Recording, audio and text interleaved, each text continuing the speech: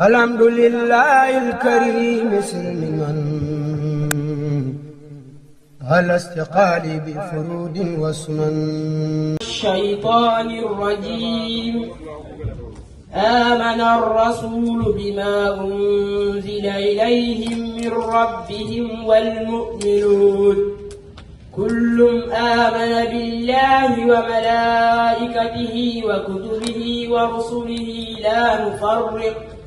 لا نفرق بين أحدهم من رسله وقالوا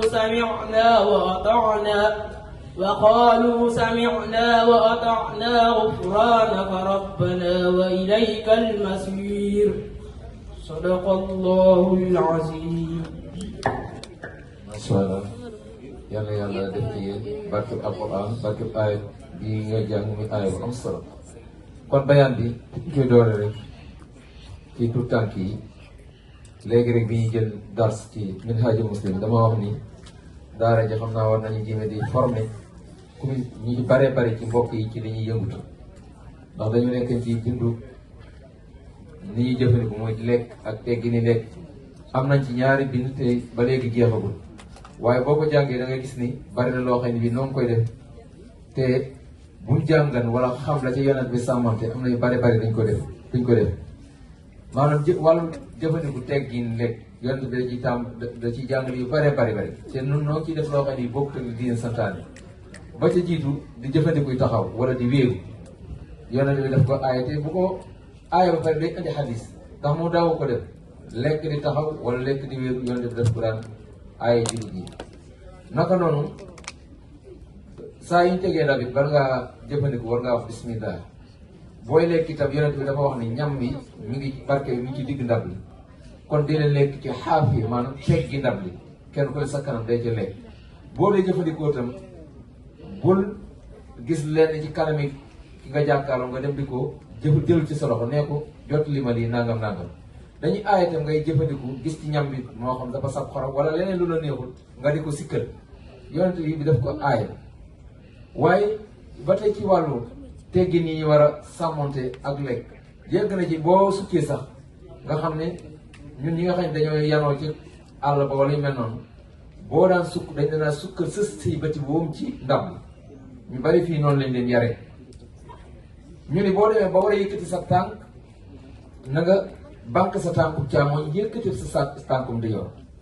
loolu lépp jàngale nañ ko ci maanaam lekk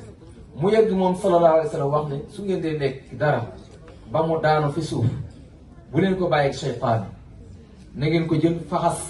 bu dee lu ñu mën a faxas ngeen faxas ko la ca des ngeen jëfandikoo yu bare la yoo xam ne bii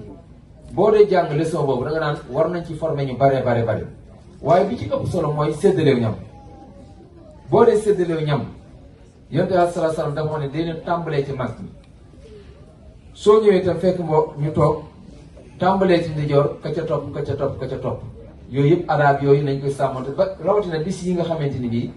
bis la yooyu xëy dañuy séddale aw ñam di moytu toom di séddale aw ñam di lor kenn moo xam da ngaa yor café moo xam da ngaa yor xéewal waaye di séddale ñam léeg-léeg nga dóor sa bëtu boom kenn wala nga joggi ko yooyu yëpp nañ koy moytu ndax ki nga ko def du la ko mën a wax yooyu yëpp da ay teggin yoo xam ne bii dañ koy jàngale ci diine te yonent bi moom la ñu war a roy ci diine lépp lu ñuy def nañ koy bàyyi xel xam naa jëmbul oustaz na bi dina ci bàyyi xel commission bu ci nekk la ca war ca ñu formé wu ko ca ci diine ñu formé ko ci ndax lu ci bari ba nit ki li mu xamul rek mënu ko jëf kon tout temps ki ngeen bàyyi xel loolu sëñ Ousmane dina ñëw ci tarjama bi beneen bi ci topp mooy bis bu tedd bii ñu nekk suñu këram mooy bisu màggal gi sëñ Tuubaa ci boppam dafa wax ni xaana sukur rabbi fi ixtiraabi ba'da jamii sabri fi ixtiraabi jot na ma sant yàlla ci sama suuf sa ginnaaw bi ma muñee muñ gu rafet ca tumuranke gi ma nekke woon waaye beneen baytu gi boo xam ji moo dàmbe mboolem li ñuy def ci màggal te moom sëriñ bi moo ko wax moo ni xaawaltu sukrallahi bi tilaawa wa bi tawaalihi maa alxalaawa kon xanaa ma jiima sant yàlla ni may sant yàlla nag bi tilaawa jàng alquran karim wa bi tawaalihi ak xasaid waaye nag maa alxalaawa ànd ci maanaam bànneex yëg kontaan ci bégti maanaam li may def ndax abitilaawa mal xalaawa jaamu yàlla nit ki dafa war a dem ba mu neex ci moom. bay bi nag Cheikh Mouhamadou Fadel dafa andi woon wax joo xam ne bi texte bi ma yor ki koy firi dañi Cheikh Mouhamadou Fadel bi mu koy leeral dafa wax ni bi sarti an laa yakuna fihi lahu wala laib maanaam sant gi ñuy sant sëñ Tuubaa nañ ci sart bi mooy bu mu nekk laib wala lahab laib mooy foolum xele lahu mooy foofu mag bisu màggal gi lépp loo xëy ni bii am pola nañ ko ci may bi shartin an laa yakun fihi lahwun wala laib laib mooy foo moo xëy ni gone yee koy def lahu mooy foo moo xëy ni mag moo ko def ñaar yooyu yëpp dañ ko war a moytu ko ci maanaam màggal gi sëñ Fall waxaat ni bal azamuhu bi tilawati alquran wa zikrillahi tabaraka wa taala màggal gi màggaleen ko ci jàng alquranul karim ak tudd yàlla bi anwaahi hayla la laa ilaha illallah astaghfirullah la hawla wala quwwata illa billah hasbillah la ilaha illa allahumma salli ala sayyidina ku dem ca barab ba jàngoo alquran loola war nga caa mën a tënk wa xiraatul xasaidi wa itaami taam li yataama wal masakin mu teg ci ni ngeen di jàng xasaid yi ak leel yataama jirim yi ak miskin yi ak ñi nga xam ne bii dañ koy itteewoo waaye wasilatu rahim ak jokk sa bopp ak lan wa ziyaarati saalihin ngeen dee dem siyaare ji gaa yu baax yi wa maa jara majriha ak lépp loo xam ne bi rek nuroo naag loolu lii mooy màggal kon nit day am loo xam ne da koy bàyyi xel ndax alxuraan bu leen wax déedéet ndax anam yatafakkarun ndax ngeen xalaat lu toll ni màggalu sëñ Tuubaa sëñ Tuubaa wax borom xam-xam yi wax nañoo wax ba tabaaraka taala waaye bu fekkee ne yow liñ lay wax day mel day dugg ci sa nopp bi génn ci bee wala boo jógee la neex ngay def itam wax dëgg yàlla day doy waar loolu màggal gi bis la boo xam ne ban bisu sant yàlla la waaye du bisu po du bisu wane wu am na ñoo xam ne bii ni leen ci ñor nañ sol déguisement rek nangam loolu du màggal sëñ bi ca la bokk waaye du màggal kenn ku ci nekk amal pas-pasu sant le sëñ Tuubaa yàlla waaye mu dëppoo ci sunna Seydina Muhammad bul fo bul caaxaan bul jaxasoo jigéen ñi bu dem ci góor ñi ndax loolu sëñ Tuubaa lu mu doon moytandiku loolu taalib yi te loolu dañ ko bëgg a banaliser jaxasoo góor ko jigéen mësta bokk boo doon ci li sëñ Tuubaa di tollale ci dara mësu ko bëgg kon nag nañ sëñ Tuubaa buñ ko dee santale yàlla nañu xool li sëñ Tuubaa bëgg ñu jéem caa def suñu kéemtalaay kàttan lépp loo xam ne sëñ Tuubaa loolu mësta doomu jëblu ak jubloo ñu moytandiku ko noo ngi ñaan nag yàlla nugul ñëpp wa an yaqbala amala wala rabbi Ousmane attarjama bi luqatil itaaliya jazakallah.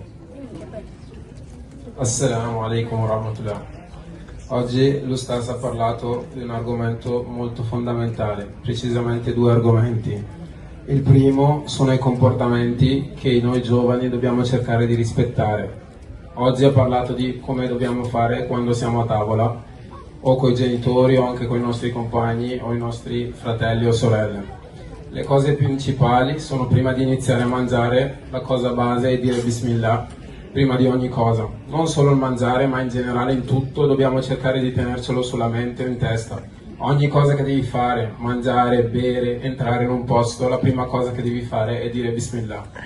Dopodiché sappiamo anche che per mangiare è un'usanza usare la mano destra, cerchiamo sempre di ricordarselo. Oltre a quello cerchiamo anche di avere una bella postura nel mangiare. Adesso magari essendo in Italia capita più spesso di sedersi a tavola e quindi magari c'è un altro modo di comportarsi a tavola, però quando siamo magari in Senegal o siamo seduti tutti insieme davanti al piatto, cerchiamo di tenere le ginocchia giù, nel senso di non sederci in maniera scomoda o scorretta, ma tenendo giù le ginocchia e cercando di mangiare davanti al nostro posto, cioè non di prendere la mano, di con la mano andare a toccare o andare a prendere qualcosa che è davanti a un'altra persona. Piuttosto, se ti serve qualcosa, la verdura o quello che c'è, tu chiedi alla persona che è vicina, così te lo può servire, senza andare davanti o a disturbare, perché tutto questo è anche una mancanza di rispetto. Un'altra cosa importante è cercare di non giudicare il piatto, tipo dopo aver finito di mangiare, non sapete la persona che era lì in cucina quanto tempo ci ha messo, quante ore ha fatto per poter cucinare questo piatto. Quindi non è che finite e dite no, guarda che non era buono, mancava il sale, mancava questo. cercate comunque di ringraziare, perché magari vostra mamma, vostra sorella è stata lì in cucina tutto il tempo, e quindi è un gesto, anche se magari può anche non piacere, è un buon gesto dire guarda grazie, era molto buono quello che hai cucinato. Un'altra cosa importante è cercare di non sprecare cibo, quindi cerchiamo di non far cadere il cibo quando siamo lì, se vi cade cercate di raccoglierlo e mangiare, perché tutte queste cose qua, come dice, il cibo che tu vai a lasciare per terra è un cibo che tu lasci a Shaitan, quindi cerchiamo di raccoglierlo e di non sprecare il più possibile. Quindi poi oltre a quello una cosa che serve soprattutto in questo Dara è anche la gestione quando viene suddiviso il cibo. Cosa importante è prima dare il cibo agli adulti, ai grandi. Dopo aver dato il cibo ai grandi si inizia a fare il giro. È una cosa che è più consigliata di partire da destra e andando verso sinistra. Tutte queste sono le usanze che il profeta Muhammad sallallahu alaihi wasallam ha cercato di insegnare in tutti i modi. Poi oltre a quello ha parlato di questi giorni fondamentali che sta per arrivare domenica inshallah al Maghrib, che questo è un giorno per ringraziare sia Ahmadu Bamba, tutto il viaggio, tutto questo che ha fatto per noi. Quindi noi cerchiamo di usare questo giorno come un giorno fondamentale per pregare, per ringraziare Dio e per fare il più possibile. Ha consigliato agli adulti ma anche ai giovani di evitare di giocare, di perdere del tempo, ma di concentrarsi in questi giorni nello studiare, nel usare il Corano o nel nominare il nome di Allah. È questo che ci potrà aiutare per ringraziare quello che ha fatto per noi. Quindi cerchiamo di usare queste usanze qua, di sentire le persone magari care, magari telefonare ai nostri ustaz o ai nostri nonni o qualcuno che ci è caro per capire come sta, perché queste anche sono delle usanze che bisogna cercare di avere come abitudine, ma soprattutto in questo giorno. E poi oltre a quello viene consigliato di offrire del cibo, di dare del bene o di dare tutto quello che magari un vostro vicino potrebbe aver bisogno. Wassalamu alaikum wa rahmatullah. Alhamdulillahil karim silman